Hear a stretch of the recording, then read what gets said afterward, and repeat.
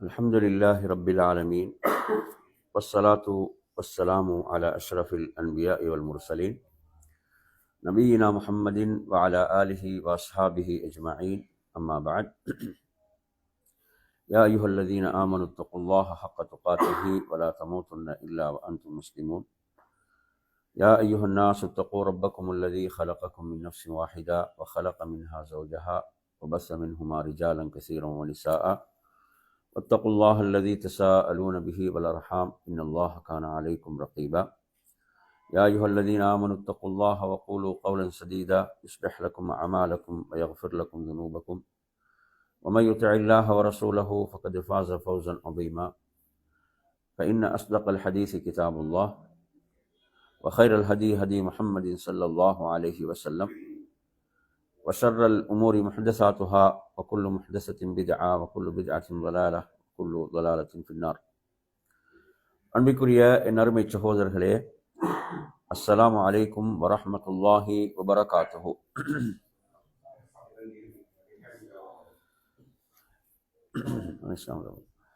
நாம் இன்றைய நமது இந்த மார்க்க வகுப்பிலே இரவு தொழுகை தொடர்பான சில முக்கியமான செய்திகளை நாம் படிப்போம். இரவு தொழுகையினுடைய சிறப்புக்கள் சம்பந்தமாக அல் குர்ஆனிலும் அல் ஹதீஸிலும் நிறைய செய்திகள் இடம்பெற்றிருக்கின்றன. இரவு தொழுகை எல்லா காலங்களிலும் ஆர்வப்படுத்தப்பட்டிருந்தாலும் ரமதானுடைய காலத்திலே அதை அல்லாஹ்வின் தூதர் ஸல்லல்லாஹு அலைஹி வஸல்லம் அவர்கள் மிக ஆர்வப்படுத்திய செய்திகள் ஹதீஸ்களின் ஊடாக நாம் அறிகின்றோம். அல்லாஹுடைய தூதர் சொன்னார்கள், வமன் காம ரமதான ஈமானன் வஹ்திசாபன் குஃபிர லஹு மா தகத்தம மின் தன்பிஹி.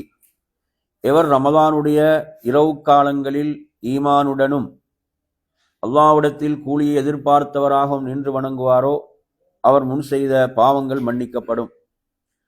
எனவே இந்த ஹதீஸிலே சொல்லக்கூடிய இரண்டு மிக முக்கியமான விடயங்கள் நாம் கவனிக்க வேண்டும். அதாவது இரவு தொழுகையில் ஈடுபடக்கூடிய நாம், இரவு தொழுகை தொழக்கூடிய நாம் நமது நீயத்தை நாம் பரிசோதித்துக் கொள்ள வேண்டும், பரிசீலித்துக் கொள்ள வேண்டும். இந்த செய்தியில் அல்லாஹுடைய தூதர் சொல்கிறார்கள், யார் ஈமானுடனும் அல்லாஹுடத்தில் கூலியை எதிர்பார்த்தவராகவும் நின்று வணங்குவாரோ என்று அல்லாஹ்வின் தூதர் குறிப்பிடுகிறார்கள். எனவே நாம் அந்த இரவு தொழுகையை ஏனோ தானோ என்று நாம் நிறைவேற்றக்கூடாது. இந்த ஹதீஸ்கள் இந்த வாசகம் வரும்போது நாம் கவனிக்க வேண்டிய மற்றும் ஒரு முக்கியமான விஷயம்தான், நமது வணக்க வழிபாடுகள் ஒரு சடங்காக மாறிவிடக்கூடாது. வணக்க வழிபாடுகள் என்பவைகள் உயிரோற்றம் அற்ற ஒரு சடங்கான ஒன்றாக மாறிவிடக்கூடாது என்பது மிக முக்கியமானது.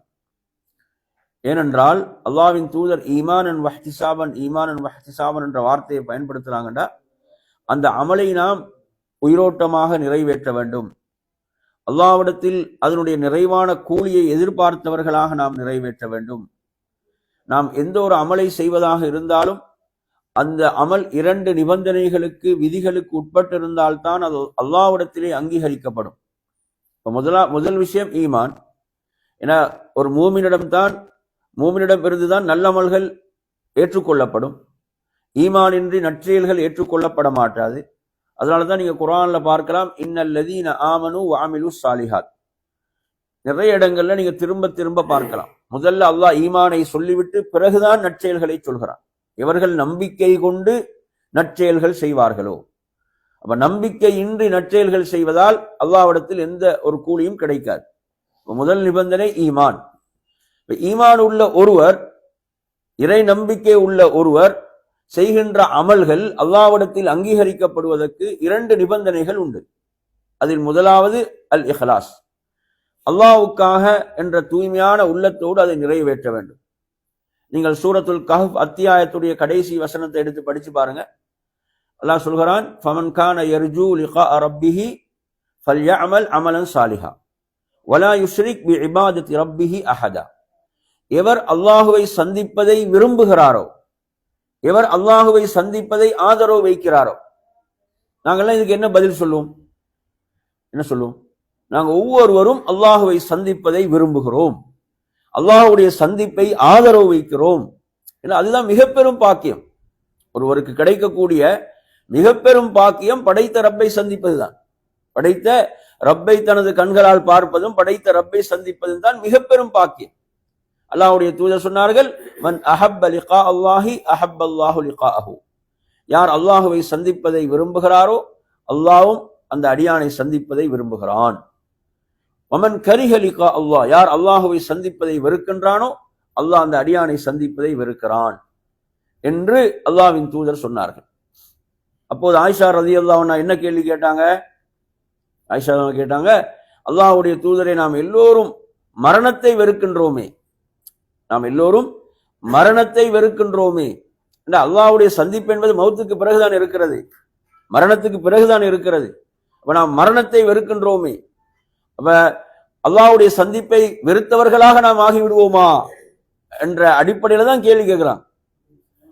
அப்போதுதான் அல்லாஹ்வுடைய தூதர் சொன்னார்கள், நீங்கள் எண்ணுவது போன்றல்ல, மரணத்தை வெறுப்பது யார் என்றால் மௌத்துடைய நேரத்தில், மரண வேளையில் அவனுடைய உயிர் வந்து தொண்டைக்குழியை அடைந்து விடுகின்ற அந்த நேரத்தில், பார்வைகள் எல்லாம் அப்படி நிலைகுத்தி நிற்கக்கூடிய அந்த நேரத்தில், சுப்ஹானல்லாஹ், அந்த நேரத்தில் யார் மரணத்தை வெறுக்கின்றானோ, பாத்தீங்களா, இந்த நேரத்தில் உயிர் பிரியக்கூடிய நேரம், அந்த நேரத்தில் மௌத்தை வெறுப்பவர்கள், அந்த நேரத்தில் ஒரு மூமின் மௌத்தை வெறுக்க மாட்டார். ஏன்? அல்லாஹ் சொல்கிறான், தத்தனஸ்ஸலு அலைஹிமுல் மலாயிகா, உயிர் பிரியக்கூடிய நேரத்தில் மலக்குகள் இறங்கி வருவார்கள், வந்து மூமின்களுக்கு சொல்வார்கள், அல்லா தகாஃபு, நீங்கள் பயப்பட வேண்டாம், வலா தஹ்ஸனு, நீங்கள் கவலை கொள்ள வேண்டாம், நீங்கள் வாக்களிக்கப்பட்ட சொர்க்கத்தை கொண்டு நற்செய்தி பெற்றுக்கொள்ளுங்கள். அந்த நேரத்தில் ஒவ்வொரு மூமினும் மௌத்தை விரும்புவார். மௌத்தை வெறுப்பவர்கள் காஃபிர்கள், பாவிகள் தான். எனவே நான் உங்களுக்கு சொல்ல வந்த விடயம் என்னவென்றால், யார் அல்லாஹ்வுடைய சந்திப்பை ஆதரவு வைக்கிறாரோ அல்லாஹ் சொல்கிறான், அவர் சாலிகான அமல்களை செய்யட்டும், வலா யுஷ்ரிக் பி இபாதத்தி ரப்பிஹி அஹதா, அந்த ரப்புக்கு யாரையும் இணையாக்காது இருக்கட்டும், ஷிர்க் செய்யாது இருக்கட்டும். ஷிர்க்குடைய மிக மறைமுகமான ஷிர்க் எது? முகஸ்துதி, அப்படிதானே? மறைமுகமா, அதான் நமக்கே தெரியாமல் நமக்குள் ஊடுருவும். அது எப்படிப்பட்டதுண்டா, நாம் அறியாமலே நமக்குள் ஊடுருவக்கூடிய ஒரு ஆபத்தான ஷிர்க் தான் முகஸ்துதி என்பது. முகஸ்துதி என்பது நம்மை அறியாமலே நமக்குள் நுழைந்து விடும். மிக கவனமாக இருக்க வேண்டும். எனவே அல்லாஹ் சொல்கிறான், நீங்க அல்லாஹ்வை அமல் செய்யும் போது, வணங்கும் போது எப்படி இருக்க வேண்டும்? அல்லாஹ்வோடு நீங்கள் யாரையும் இணையாக்க கூடாது, அல்லாஹ்வோடு யாரையும் இணையாக்க கூடாது. எனவே நறுமையான சகோதரர்களே, அல்லாஹ்வுடைய சந்திப்பை நாம் ஒவ்வொருவரும் விரும்புகிறோம். நாம் செய்யக்கூடிய அமல்கள் அல்லாஹ்விடத்தில் ஏற்றுக்கொள்ளப்பட வேண்டுமாக இருந்தால், ஈமானுக்கு பிறகு முதல் நிபந்தனை என்ன சொல்லுங்க? இஹ்லாஸ், உள தூய்மை, அல்லாஹ்வுக்காக நிறைவேற்ற வேண்டும், அல்லாஹ்வுக்காக செய்ய வேண்டும். இது முதலாவது விஷயம், முதல் விடயம். இன்னைக்கு நீங்க பாத்தீங்கன்னு சொன்னா என்ன செய்யறாங்க? அதாவது இன்று நாம் வாழக்கூடிய ஒரு விளம்பர உலகத்தில் வாழுகிறோம். நிறைய பேர் என்ன செய்யறாங்க? அதாவது தங்களுடைய இபாதத்துகள், அமல்களை எல்லாம் அப்படி ஷேர் பண்ணக்கூடிய ஒரு காலத்துல நாங்க இருக்கிறோம். அல்லாஹ்விடத்துல அவருக்கு லைக் கிடைக்குதோ இல்லையோ, மக்கள் லைக் பண்றதுதான் நிறைய பேர் விரும்புறான். எனவே நறுமையான சகோதரர்களே, நாம் படைத்த ரப்பிடம் எமது அமல் ஏற்றுக்கொள்ளப்பட வேண்டும். அதுக்கு முதலாவது விஷயம் இஹ்லாஸ். இரண்டாவது நறுமை சகோதரர்களே, நபி வழியை பின்பற்றி செய்ய வேண்டும். நபி அவர்கள் எப்படி சொல்லி தந்தார்கள், நபி அவங்க எப்படி காட்டி தந்தாங்க, அப்படி அந்த அமலை செய்ய வேண்டும். இது இரண்டாவது நிபந்தனை. நாங்க நபி வழியை பின்பற்றவில்லை என்றால் அந்த அமல் அல்லாஹ்விடத்தில் அங்கீகரிக்கப்பட மாட்டார். இங்க ரசூலுல்லாஹ் ஈமான சொல்றாங்க, ஈமானோடும் இஹ்திசாப், கூலியை எதிர்பார்த்தும் யார் நின்று வணங்குவாரோ. எனவே இந்த நிபந்தனைகள் நமது இபாதத்தில் உட்பட்டு இருக்க வேண்டும். இந்த நிபந்தனைகளுக்கு உட்பட்டதாக நமது அமல்கள், இபாதத்துகள் அமைய வேண்டும். எனவே நாம் இரவுல தொழுகின்றோம் என்று சொன்னால் ஏதோ குனிந்து நிமிர்ந்து அப்படியே ஒரு செயல்பாடு அல்ல. அது ஈமானோடு அல்லாஹ்விடத்தில் கூலி எதிர்பார்த்து நமது இரவு வணக்கத்தை நாம் அமைத்துக் கொள்ள வேண்டும், நின்று வணங்க வேண்டும். வெறும் ஒரு சடங்கு போன்று அந்த அமல்களை நாம் ஆக்கிவிடக் கூடாது என்ற ஒரு முக்கியமான விஷயம். எனவே நறுமையான சகோதரர்களே, நமது இபாதத்துகளை நாம் உயிரோட்டம் உள்ளதாக அமைத்துக் கொள்ள வேண்டும் என்ற அந்த செய்தி அதில் இருக்கிறது. எனவே இந்த இரவு வணக்கத்தை பொறுத்தவரையில் ரமலானுடைய காலத்தில் நாம் இரவு வணக்கத்தை இந்த நிபந்தனைகளுக்கு, இந்த 2 நிபந்தனைகளுக்கு உட்பட்டு நிறைவேற்றும் போது அவர்கள் முன் செய்த பாவங்கள் மன்னிக்கப்பட்டு விடுகின்றன. அடுத்து நீங்க குர்ஆன்ல சூரத்துல் முஸம்மில் என்ற அத்தியாயத்தை நீங்க எடுத்து படிச்சு பாருங்க. நபி அவர்களுக்கு 2வதாக அருளப்பெற்ற வஹி சூரத்துல் முத்தஸிர் 2வது, அடுத்து அதே போன்று முஸம்மிலும் அதை தொடர்ந்து வந்த வஹிதான். போர்வையை போர்த்தி கொண்டிருப்பவரே என்றுதான் அது ஆரம்பிக்கிறது. இரவிலே எழுந்து தொழுமாறு அல்லாஹு தஆலா தனது தூதருக்கு பணிக்கிறான். பணித்து விட்டு சொல்கிறான், இன்ன நாஷிஅத்தல் லைலி ஹிய அஷத்து வத்அன் வ அக்வமு கீலா என்று அல்லாஹு தஆலா சொல்கிறான். என்ன இதுல வருகிறது? யார் இரவில் தொழுவாரோ அது அவரது அகத்தையும் புறத்தையும் சீர்படுத்தக்கூடியது, அவரது வார்த்தையை என்ன செய்யக்கூடியது, அதாவது செவ்வையாக்கக்கூடியது, அவரது வார்த்தையை உறுதியாக்கக்கூடியது. இப்படியான ஒரு சக்தி இரவு வணக்கத்துக்கு இருக்கிறது. என்ன, ஒருவருடைய அகத்தையும் புறத்தையும் சீர்படுத்தக்கூடிய ஒரு மாபெரும் சக்தி இரவு தொழுகைக்கு உண்டு. அதே போன்று இரவு தொழுகையை நாம் பேணுகின்ற போது அது உங்களுடைய வார்த்தைகளை உறுதியாக ஆக்கும் என்று வார்த்தைகளை கூட உறுதிப்படுத்தக்கூடிய அந்த சிறப்பு இரவு வணக்கத்துக்கு இருக்கிறது. நபி அவர்களுக்கு நபித்துவம் கிடைத்த பிறகு அல்லாஹ் முதலில் கட்டளையிட்ட ஒரு விஷயம்தான் இரவு தொழுகை என்பது. நபிக்கு இரவில் தொழுமாறு அல்லாஹ் பணிக்கின்றான். என் அருமையான சகோதரர்களே, நாம் இதனுடைய சிறப்புகள் சம்பந்தமாக குர்ஆன்ல நிறைய வசனங்களை நீங்க எடுத்து படித்து பார்க்கலாம். நிறைய இடங்களில் அல்லாஹ் இரவு வணக்கத்தை ஆர்வப்படுத்துகிறான். நீங்க சூரத்துல் ஃபுர்கான் அத்தியாயத்துடைய கடைசி வசனங்கள் எடுத்து படிங்க. அதில் அல்லாஹு தஆலா இபாதுர் ரஹ்மான், ரஹ்மானுடைய அடியார்களுடைய பண்புகளை சொல்லும் போது சொல்கிறான், வல்லதீன யபீதூன லிரப்பிஹிம், அவங்க தங்களுடைய இரவுகளை தங்களுடைய இறைவனுக்காக எப்படி கழிப்பார்கள் என்று சொன்னால், சுஜ்ஜதன் வ கியாமா, அவர்கள் அதாவது நின்றவர்களாக சுஜூத் செய்தவர்களாக தங்களுடைய இரவுகளை அவர்கள் கழிப்பார்கள் என்று அல்லாஹு தஆலா சொல்கிறான்.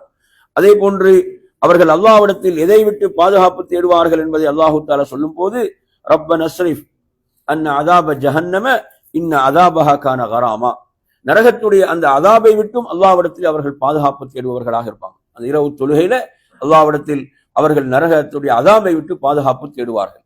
இது அல்லாஹ்வுடைய அந்த ரஹ்மானுடைய அடியார்களின் சிறப்பாக அல்லாஹு தஆலா அல் குர்ஆனிலே குறிப்பிடுகின்றார். எனவே அருமையான சகோதரர்களே, அதே போன்று குர்ஆனில் நீங்கள் பார்க்கலாம், அல்லாஹ் சொல்கிறான், அதாவது கண் குளிர்ச்சியான சொர்க்கம், யாரும் எந்த நஃப்ஸாலும் அறிய முடியாத அந்த கண் குளிர்ச்சியை அல்லாஹு தஆலா யாருக்காக தயார்படுத்தி வைத்திருக்கின்றன என்பதை சொல்லும் போது அந்த வசனத்தை நீங்க எடுத்து சூரத்து சஜிதால் எடுத்து படிச்சு பாருங்க. 32வது அத்தியாயம். அதில் அல்லாஹு தஆலா சொல்கிறான், தங்களுடைய விலாப்புறங்களை படுக்கையை விட்டு அகற்றி யார் அல்லாஹுவை அவனது அருளை ஆதரவு வைத்தவர்களாக, அவனது தண்டனை பயந்தவர்களாக அவனை வணங்குகிறார்களோ அவர்களுக்கு உரியதாக அல்லாஹு தஆலா சொல்கிறான். இவ்வாறாக இரவு தொழுகை உடைய சிறப்புகள், இரவு வணக்கத்துடைய சிறப்புகள் இப்படி அல் குர்ஆன்ல நிறைய வசனங்களில் நாம் பார்க்கலாம். அதே போன்று நபி ஸல்லல்லாஹு அலைஹி வஸல்லம் அவர்கள் சொன்னார்கள், அஃதலு ஸலாத்தி பஅதல் ஃபரீதத்தி ஸலாத்துல் லைல், ஃபர்தான தொழுகைக்கு பிறகு சிறந்த தொழுகை இரவு தொழுகையாகும் என்று அல்லாஹ்வின் தூதர் குறிப்பிட்டார்கள். ஃபர்தான நாம் கடமையான தொழுகை அது முதன்மையானது, அதுல நாங்க கவனம் எடுக்க வேண்டும்.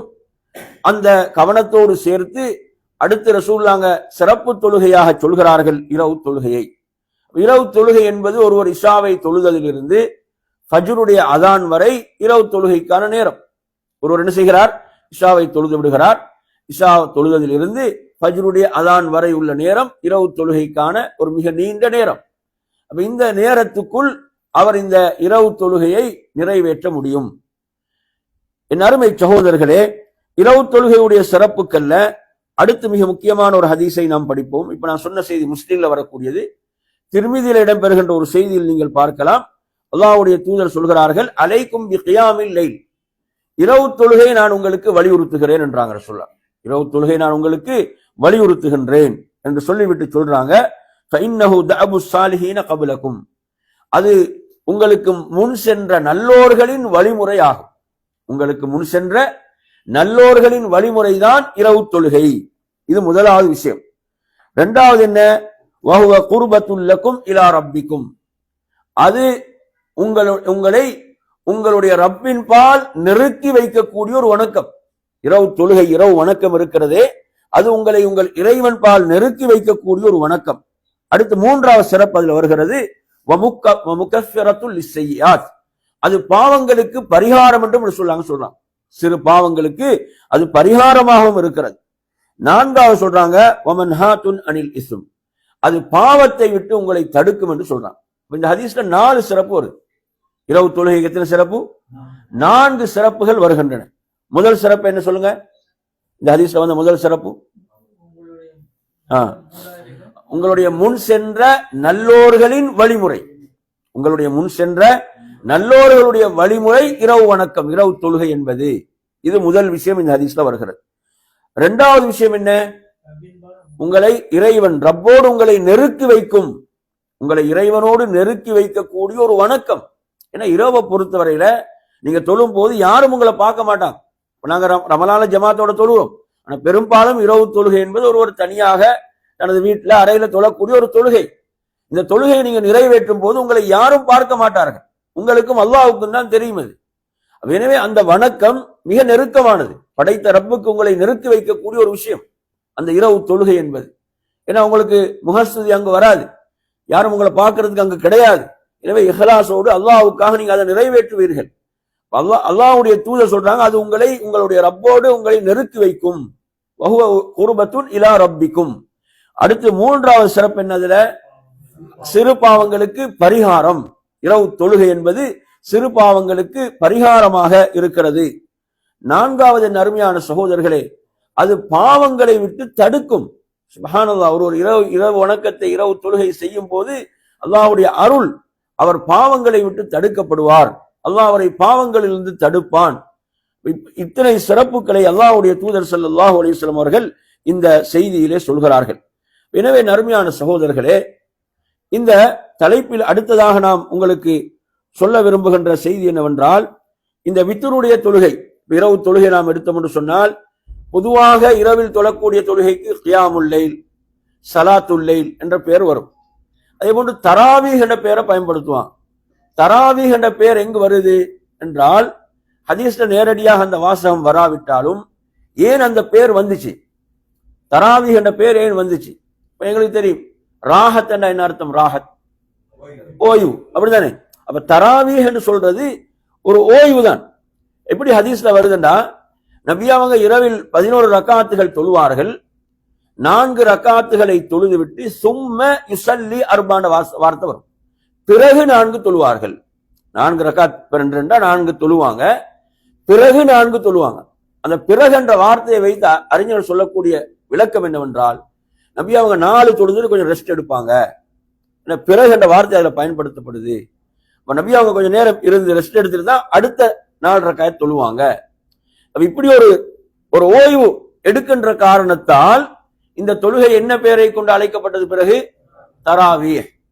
அப்ப ஓய்வு எடுத்து கொஞ்சம் ரெஸ்ட் எடுத்து தொழக்கூடிய தொழுகை. இன்றைக்கு நீங்க நமது ஊர்களில் இந்த தொழுகை எடுத்தீங்கன்னா எவ்வளவு வேகமாக தொழ முடியுமோ அவ்வளவு வேகமா தொழுது முடிக்கலாம். இந்த 23 ரக்காத்தை நீங்க எடுத்தீங்கன்னா 23 ரக்காத்தா தொழுறாங்க. ஆனா 23 ரக்காத்தாக ரக்காத்துகளுடைய எண்ணிக்கையை அதிகப்படுத்தி என்ன செய்யறாங்கன்னா, எந்த அளவுக்கு வேகம் என்றால், சரியாக ருக்கு இல்லை, சரியாக சுஜூத் இல்லை, அதுல திக்ர்கள் சரியாக ஓதப்படுவதில்லை. மிக வேகமாக இந்த தொழுகை நிறைவேற்றப்படுகிறது. இது உண்மையில கவலை அளிக்கக்கூடிய ஒரு விஷயம். நீங்க பாருங்க, சூரத்துல் முஸம்மில் அத்தியாயத்துல அல்லாஹ் சொல்கிறான், யா அய்யுஹல் முஸம்மில் என்று ஆரம்பித்தபடி வந்தீங்கன்னா வரத்திலில் குர்ஆன தர்தீலா. அந்த ஆயத்து நேரடியா எங்க தான் வருது? இரவு தொழுகை தான் சொல்லுது. இரவு தொழுகையுடைய அந்த இரவு தொழுகையை பற்றி பேசி வரும்போது வரக்கூடிய வசனம், வரத்திலில் குர்ஆன தர்தீலா. குர்ஆனை நீங்கள் முறையாக ஓதுங்கள். குர்ஆன் எப்படி அருள பெற்றதோ அது போன்று முறையாக நீங்க குர்ஆனை ஓதுவீராக என்று அல்லாஹ் கட்டளை இடுகிறான். அப்ப இரவு தொழுகையில குர்ஆனை ஓதும் போது முறையாக நிதானமாக ஓத வேண்டும். ஆனா நமது ஊர்களை நீங்க எடுத்து படிச்சு பாத்தீங்கன்னு சொன்னா, நமது ஊர்கள்ல குர்ஆனை மிக வேகமாக, சரியாக அந்த வார்த்தைகள் கூட வெளிப்படாத அளவுக்கு மிக அவசரமாக ஓதுவாங்க குர்ஆன். இது நேர்மாற்றமானது, குர்ஆனுக்கு நேர்மாற்றமானது. புரியுதா சொல்றது? குர்ஆன ரமதான் அந்த 30 ரமதான்களை ஓதி முடிக்க வேணும், முழு குர்ஆனை முடிக்க வேண்டும் என்பதற்காக அந்த நோக்கத்திலும் சரி, இல்லாவிட்டாலும் சரி மிக வேகமாக. அடுத்து நன்றாக இன்னொரு விஷயத்தை நீங்க புரிஞ்சுக்கோங்க. ரமதானுடைய 30 இரவுகள்ல அந்த இரவு தொழுகையில குர்ஆனை ஓதி முடிக்க வேண்டும் என்ற எந்த ஒரு வழிகாட்டல சொல்லுவாங்க, அப்படி தரல. அல்லாஹ்வுடைய தூதர் இந்த ரமதானுடைய 30 நாள் இரவு தொழுகையிலும் ஒவ்வொரு இரவிலும் ஒவ்வொரு ஜுஸு ஓதி 30 குர்ஆன் 30 ஜுஸுகள் முடிக்கப்பட வேண்டும் என்று அப்படி ஒரு வழிகாட்டல சொல்லுவாங்க, அப்படி தரவே கிடையாது. அப்படி தரல. குர்ஆன் மிக நிதானமாக நிறுத்தி அழகாக முறையாக ஓதப்பட வேண்டும், இந்த வழிகாட்டல் இருக்கிறது. அப்ப அந்த அடிப்படையில் அருமையான சகோதரர்களே, நாம் இரவு தொழுகை என்று நமது ஊர்களில் தொழுத தொழுகை நீங்க கொஞ்சம் நினைச்சு பாருங்க. உங்களோட சிறு பிராயத்திலிருந்து தொழுத தொழுகை, தராவி தொழுகை எவ்வளவு வேகமா தொழுது முடிப்பாங்க, எவ்வளவு வேகமாக தொழுது முடிக்கிறான். சரியாக ருக்கு சுஜூதில்லை, சரியாக ஓத முடியாது, என்னமோ அதற்கு ஒரு தனி சட்டம் இறங்கின மாதிரி சிலவங்க என்ன செய்யறாங்க, அப்படி வேகமா தொழுகிறாங்க. உண்மையிலே இது இரவு தொழுகை என்ற ரசூலுல்லாஹ் காட்டி தந்த தொழுகைக்கு நேர்மாற்றமான ஒரு தொழுகை முறை. அல்லாஹ்வுடைய தூதருடைய இரவு தொழுகை என்பது மிக நீண்டதாக இருந்துச்சு, நீளமானதாக இருந்துச்சு. ரக்காத்துகளை ரசூலுல்லாஹ் 8 + 3 11 ரக்காத் தொழுதாங்கன்ற ஹதீஸ் இருக்கிறது. அழகா அந்த ஹதீஸை செயல்படுத்தலாம். இல்ல நீங்க 23 தான் தொழுறீங்கன்னு வைங்களே, அதை நீங்க நிறுத்தி நிதானமாக நீங்க என்ன செய்யுங்க, அதை தொழுங்கள். அதை நீங்க என்ன செய்யுங்க, நல்ல முறையில் ருக்கு சுஜூதை முழுமையாக செய்யுங்கள், அப்படி தொழுங்க. ஆனா நேரடி ஹதீஸ் 11 இருக்கும் போது அதை நாங்க நடைமுறைப்படுத்தலாம்.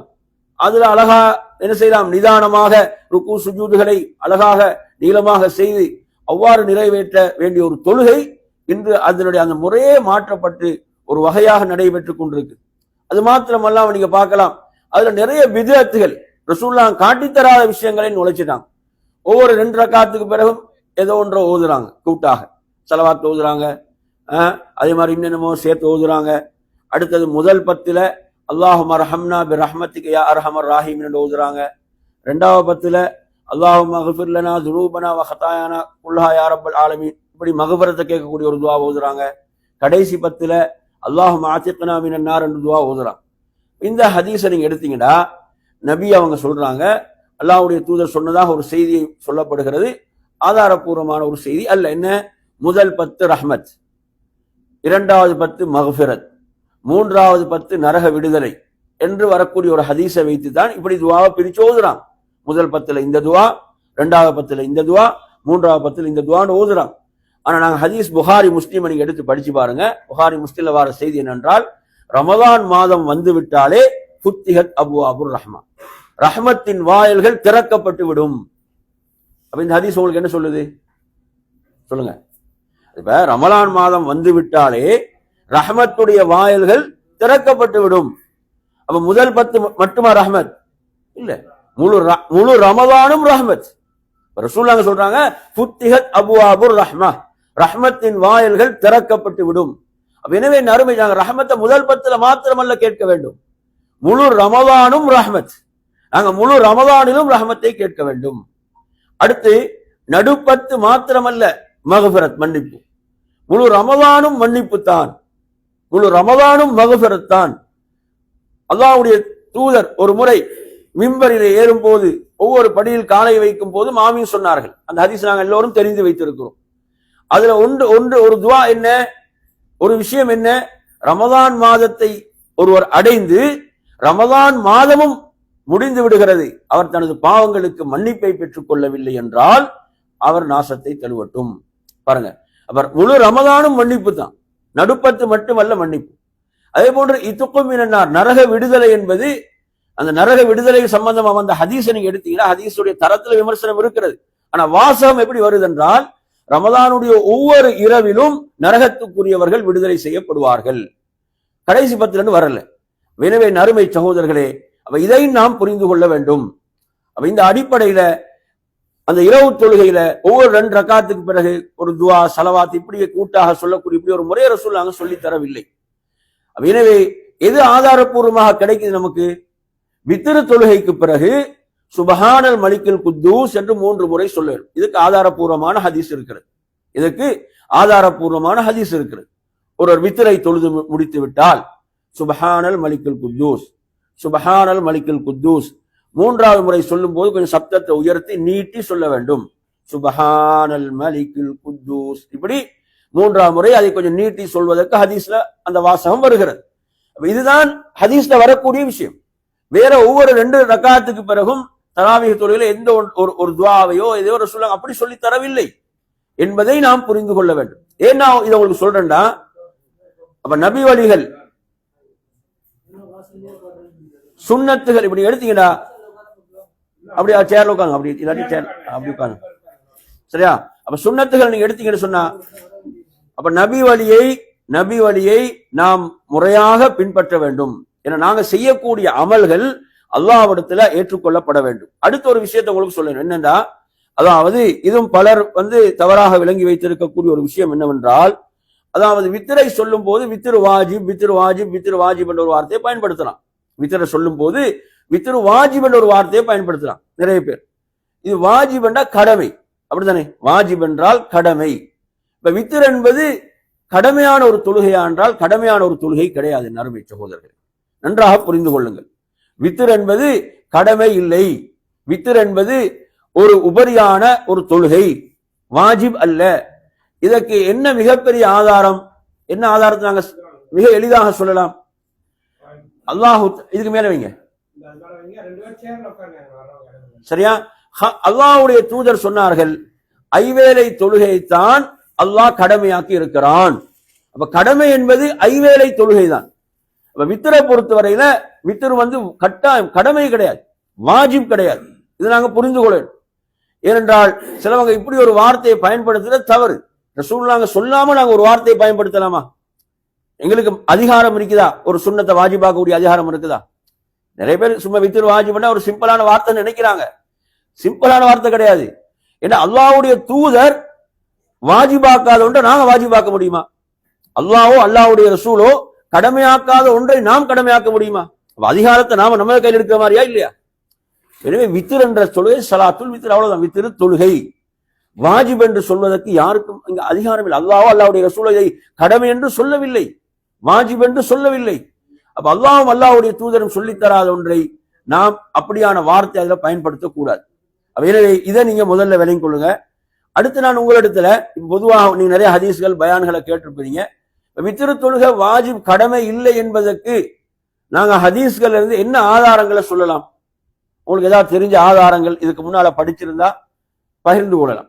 இப்ப வித்திரு தொழுகை கடமை இல்ல, அது ஒரு சுன்னத்தான தொழுகை தான், உபரியான தொழுகை தான் என்பதற்கு நாங்க என்ன ஆதாரங்கள், நமக்கு தெரிஞ்ச ஏதாவது ஆதாரம் இருந்தா கொஞ்சம் சொல்லுங்க பாப்போம். பிரயாண ஹதீஸை நாங்க எடுக்கலாம். இப்ப பிரயாண ஹதீஸை நீங்க எடுத்தீங்கன்னா, பிரயாண ஹதீஸ் என்ன? நபி அவர்கள் பிரயாணத்தில் வித்திரை வாகனத்தில் அமர்ந்து தொழுவார்கள் சொல்லுவாங்க. பிரயாணத்துல வித்திரை வாகனத்தில் அமர்ந்து தொழுவார்கள். ஃபர்தான தொழுகை நேரம் வந்து விட்டால், அதே ஹதீஸ்ல வருது, ஃபர்தான தொழுகை நேரம் வந்து விட்டால் என்ன செய்வாங்க? ஒட்டகத்திலிருந்து இறங்கி கிப்லாவை முன்னோக்குவார்கள். அப்ப உங்களுக்கு இந்த ஹதீஸ் தெளிவான ஆதாரம். வித்திர் என்ன கிடையாது, கடமையிலேன். ரசூலுல்லாஹ் ஃபர்தான தொழுகை நேரம் வந்து விட்டால் ஒட்டகத்திலிருந்து இறங்கி கிப்லாவை முன்னோக்குவார்கள். அப்ப ஃபர்துக்கு என்ன செஞ்சுவாங்க? கிப்லாவை முன்னோக்கி தான் தொழுவாங்க. பிரயாணத்துல வித்திர ரசூலுல்லாஹ் வாகனம் அவங்க ஒட்டகம் எந்த பக்கம் போகுமோ அந்த பக்கம் தொழுவாங்க, கிப்லாவை முன்னோக்க மாட்டாங்க. வாகனம் எந்த திசையில் செல்லுமோ அந்த திசையில் தொழுவார்கள். அப்ப இதோ இந்த ஒரு ஹதீஸ், இது உங்களுக்கு ஒரு ஆதாரமான ஹதீஸ். எதுக்கு? வித்திர் கடமை இல்லை. ஏன்? நபி அவங்க கடமையான தொழுகையை தொழும் போது இறங்கி கிப்லாவை முன்னோக்குவார்கள். இந்த ஆதாரத்தை நாங்க இதுல முன்வைக்கலாம். அதே போன்று நாங்க ஆரம்பத்தில் உங்களுக்கு ஒரு ஹதீஸ் சொன்னோம். என்ன சிறந்த தொழுகை எது? இல்ல, சிறந்த தொழுகை முதலாவது எது? ஃபர்லான தொழுகை. சிறந்த தொழுகை முதலாவது ஃபர்ல் தான்.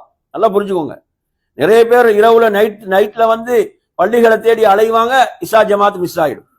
அந்த பள்ளி, அந்த கிராத், அவருடைய கிராத், இவருடைய கிராத் பள்ளிகளை தேடி அலையும் போது இஷா ஜமாத் பலருக்கு மிஸ் ஆகுது.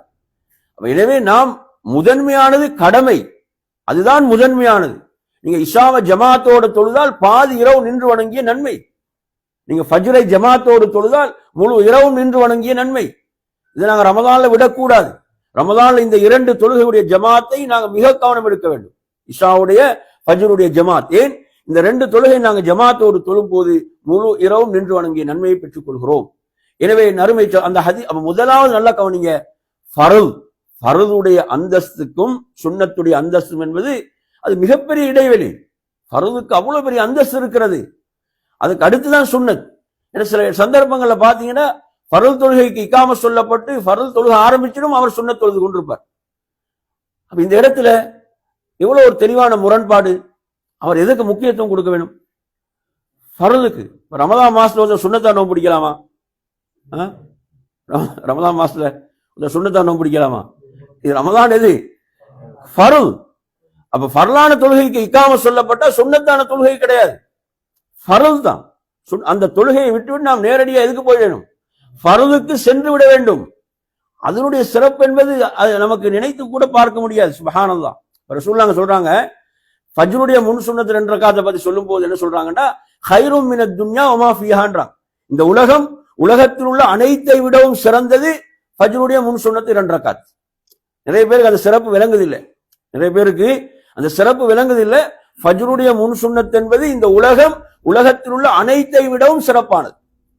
நீங்க சிந்திக்க வேணும், ஃபஜ்ருடைய முன் சுன்னத்துக்கு எவ்வளவு சிறப்புண்டா ஃபஜ்ருக்கு எவ்வளவு சிறப்பா இருக்கும். இதை தலைகீழ விளையிட்டாங்க சிலவங்க. எப்படி விளையிட்டாங்க? தலைகீழ. எப்படி தலைகீழண்டா? அதாவது ஃபர்ல் நடக்கும், சுன்னத் தொழுது கொண்டிருப்பான். புரியுது சொல்றது? ஃபர்ல் ஜமாத்து நடக்கும், அப்பதான் பள்ளிக்குள்ள வருவாரு, சுன்னத் தொழுவார். எப்படி ஹதீஸை விளங்கிட்டாங்கடா? தலைகீழ விளங்கி இருக்கிறாங்க. அதாவது ஃபஜ்ரை விட எதுக்கு சிறப்பாம்? சுன்னத்துக்கு. அப்படியே விளங்குது ஹதீஸை. இந்த ஹதீஸை எப்படி விளங்க வேண்டும் என்றால், ஃபஜ்ருடைய முன் சுன்னத்துக்கே இவ்வளவு சிறப்பு சொல்லப்பட்டிருக்குதுண்டா. ஃபஜ்ருடைய முன் சுன்னத்தே இவ்வளவு சிறப்பு என்றால் அந்த ஃபர்ல் எவ்வளவு சிறப்புக்குரியது, அது எப்படிப்பட்ட சிறப்பானதாக அது இருக்கும், அப்படி விளங்க வேண்டிய ஹதீஸ். அல்லாஹ்வுடைய தூதர் ஃபஜ்ர்ல நடக்கக்கூடிய ஒரு நிகழ்வு, ஃபஜ்ருடைய தொழுகையில ரசூலுல்லாஹ் இக்காம சொல்லப்படுது. அப்படி ரசூலுல்லாஹ் வாராங்க. வரும்போது ஒருத்தர் தொழுது கொண்டிருக்கிறார். நபி அவங்க அந்த சஹாபியோட என்னவோ பேசினாங்க, ஏனைய சஹாபாக்களுக்கு கேட்கல. தொழுகை முடிந்த பிறகு அந்த சஹாபியிடம் போய் ஏனைய தோழர்கள் கேட்கிறாங்க, நபி அவங்க உங்களோட ஏதோ பேசினாங்களே, என்ன பேசினாங்க அப்படின்னு கேட்கிறாங்க. கேட்கும் போது அந்த தோழர் சொல்கிறார், அல்லாஹ்வுடைய தூதர் என்னிடம் கேட்டார், சுபஹ் என்ன 4 ரக்காத்தான்னு கேட்டார். ஹதீஸ் எப்படி வருது? அல்லாஹ்வுடைய தூதர் கேட்டார், சுபஹ் என்ன 4 ரக்காத்தா. என்ன அப்ப கேள்வியுடைய விளக்கம் என்ன? என்ன கேள்வி? நீங்க அவர் ரசூலுல்லாஹ் சொல்றாங்க, அவர் தொழக்கூடிய அந்த 2 எதுல சேருது? சுபஹான்னு கேட்கிறாங்க. அப்ப இக்காம சொன்னா என்ன செய்யணும்? நீங்க விட்டுட்டு அங்க போகணும். நீங்க இக்காம சொல்லப்பட்டால் சுன்னத்தை விட்டு நீங்க எங்க போகணும்? ஃபர்லுக்கு செல்ல வேண்டும். சுப்ஹானல்லாஹ். இப்படி ஹதீஸ் வருது அருமை சகோதரர்களே. எனவே இந்த சட்டத்தை நாங்க தெரிந்து கொள்ள வேணும். அதாவது ஃபர்து இருக்கிறதே, ஃபர்துக்குரிய சிறப்பு என்பது தனியானது, மிக உயர்வானது. அப்ப நான் உங்களுக்கு சொல்ல வந்த விஷயம் என்னவென்றால், அஃதலு ஸலாத்தி பஅதல் ஃபரீதா, ஃபர்தான தொழுகைக்கு பிறகு சிறந்த தொழுகை ஸலாத்துல் லைல், இரவு தொழுகை. இதுல வித்ர் தொழுகை சுன்னத் என்பதுக்கு எங்க ஆதாரம் இருக்குது? சொல்லுங்க. இந்த ஹதீஸ்ல வித்ர் தொழுகை சுன்னத் என்பதுக்கு எங்க ஆதாரம் இருக்குது? ஃபர்லுக்கு பிறகு சிறந்த தொழுகை இது இரவு தொழுகை. அப்ப இரவு தொழுகையில வரக்கூடியதான் இது வித்ருடைய தொழுகை. எனவே அருமையான சகோதரர்களே, இதை நாம் நன்றாக புரிந்து கொள்வதோடு அடுத்து இன்னொரு முக்கியமான சட்டம். 5:20. ஓகே. அடுத்து முக்கியமாக நாங்க ரமதான்ல காலத்துல தெரிய வேண்டிய ஒரு விஷயம் என்னவென்றால், இப்ப நீங்க மஸ்ஜிதுக்கு போறீங்க. மஸ்ஜிதுக்கு போகும்போது இப்ப இஷாவுடைய ஜமாத் முடிந்து விட்டது. இப்ப இரவு தொழுகை தராவியுடைய ஜமாத் நடக்குது. நீங்க இன்னும் இஷாவை தொழல. இப்ப நீங்க இஷாவை தொழாத போது உங்களுக்கு ஒரு பிரச்சனை வருது. என்ன பிரச்சனை வருதுண்டா, இப்ப நான் இந்த ஜமாத்தோடு சேர்வதா, அல்லது தனித்து இஷாவை தொழுது விட்டு இதுல சேருவதா, அல்லது வேறொரு ஜமாத் நடத்துவதா என்றால், என் அருமை சகோதரர்களே, இதுல நாங்க ஒவ்வொருவரும் சரியான விளக்கத்தோடு செயல்பட வேண்டும். தனியாக நாங்க தொழுதாலும் அது நபி வழிக்கு மாற்றமானது, நபி அவர்களுடைய வழிக்கு முரணானது. நாங்க இன்னொரு ஜமாத் ஆரம்பித்தாலும் அதுவும் நபி வழிக்கு முரணானது. இங்கு சரியான வழிகாட்டல் என்ன? அந்த தராவியுடைய தொழுகையில் நாம் இஷாவுடைய நியத்தோடு சேருவது. எது சரியான வழிகாட்டல்? எது நபி வழி? நாம் அந்த ஜமாத்தில் இஷாவுடைய நியத்தோடு சேர வேண்டும். சேர்ந்து நமக்கு எத்தனை ரக்காத்து கிடைக்குது? 2 கிடைக்குதா அல்லது 1 கிடைக்குதா? அதை தொழுது விட்டு நாம் தவறியதை எழுந்து தொழுவது, அவருக்கு ஜமாத்துடைய நன்மை இருக்கிறது. அவருக்கு என்ன இருக்குது? இதான் இதுல சரியான முறை. சிலர் என்ன செய்யறாங்க? தனியா தொழுகிறாங்க. ஜமாத் நடக்குது, அவர் இஷாவை அல்ல தொழக்கூடாதுன்னு நினைச்சு தனியா தொழுகிறார். இது பிள்ளையானது. இன்னொரு ஜமாத் ஆரம்பிக்கவும் கூடாது. ஒரே பள்ளியில் ஒரு ஜமாத் நடக்கும் போது. அப்ப இதுல நாங்க தெரிந்து கொள்ள வேண்டிய ஒரு முக்கியமான ஒரு சட்டம், ஒரு விஷயம் இது. புரியுது அவங்க சொல்றது? இதுக்கு எந்த ஹதீஸ் ஆதாரமாக கொண்டு வருவாங்கடா, ரசூலுல்லாஹ் அவங்களோட இஷா தொழுகைய முஆத் இப்னு ஜபல் ரலியல்லாஹு அன்ஹு தொழுவாங்க. ரசூலுல்லாஹ் பின்னுக்கு இருந்து தொழுவாங்க. தொழுது விட்டு அவர் போவார். தனது கூட்டத்தினரிடம் போய் அவர்களுக்கு மறுபடியும் இஷா ஜமாத்தை நடத்துவார். பின்னால தொழக்கூடியவங்களுக்கு அப்பதான் முதல் இஷா, அவருக்கு அது இரண்டாவது இஷா வந்து ஃபர்து அல்ல, அதுக்கு நஃபிலுடைய நன்மைதான், சுன்னத்துடைய நன்மைதான் கிடைக்கும். எனவே இந்த ஹதீஸை ஆதாரமாக கொண்டு வருவார்கள். அதாவது சுன்னத்தை தொழக்கூடிய ஒரு இமாமுக்கு பின்னால் இருந்து என்ன செய்யணும், சுன்னத்தை தொழக்கூடிய இமாமுக்கு பின்னால் ஃபர்லை ஒருவருக்கு தொழ முடியும் என்பதை கொண்டு வரக்கூடிய ஹதீஸ். இதுல இன்னொரு முக்கியமான சட்டம் என்னவென்றால், எல்லா சுன்னத்தையும் ஜமாத்தோடு தொழவும் முடியாது. அதையும் புரிஞ்சுக்கோங்க. இப்ப நீங்க பள்ளியில லொஹருக்கு முன்னால சுன்னத் தொழுது கொண்டிருக்கிறீங்க, அல்லது லொஹருக்கு பின்னால சுன்னத் தொழுது கொண்டிருக்கிறீங்க, ஒருத்தர் வந்து உங்களை தட்டுறாரு, நீங்க ஜமாத் நடத்த முடியாது. இந்த சுன்னத்தெல்லாம் ஜமாத்தோடு தொழ முடியாது. ஜமாத்தோடு தொழுவதற்கு என்ன சுன்னத்துக்களுக்கு ஆதாரம் இருக்குதோ, நபி அவங்க தொழுது காட்டினாங்களோ அந்த சுன்னத்துக்கள் மட்டும்தான். ஜமாத்தோடு சில சுன்னத்தான தொழுகைகள் தொழலாம் என்று நபி அவங்க சொல்லி தந்தாங்க. அதுவும் ரமலானுடைய காலத்தில் இரவு தொழுகை ரசூலுல்லாஹ் ஜமாத்தோடு தொழுதார்கள். அந்த ஹதீஸ்களை நாங்கள் படித்திருக்கிறோம். எனவே அந்த அடிப்படையில் நறுமையான சகோதரர்களே, இந்த சட்டத்தை நாங்க புரிந்து கொள்ள வேண்டும். இதுல உங்களுக்கு ஏதாவது கேள்விகள், சந்தேகங்கள், டவுட்டுகள் இருந்தால் நீங்க கேட்டு விளக்கம் பெற்றுக் கொள்ளலாம் என்று கூறி நிறைவு செய்கிறேன். வாஹிரு தஅவானா அல்ஹம்துலில்லாஹி ரப்பில் ஆலமீன். அஸ்ஸலாமு அலைக்கும் வரஹ்மத்துல்லாஹி வபரகாத்துஹு.